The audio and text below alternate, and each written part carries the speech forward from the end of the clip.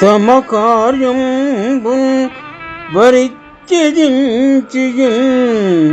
పరార్థ ప్రాపకుల్ సజ్జనుల్ తమ కార్యంబు ఘటించుచున్ పరహితార్థ వ్యాపృతుల్ మధ్యముల్ తమకై అన్యహితార్థఘాతుక జనుల్ దైత్యుల్ హృదన్యార్థ భంగము గావించటి వార లేవరో జరుంగన్ శక్యమే ఏరికెళ్ళ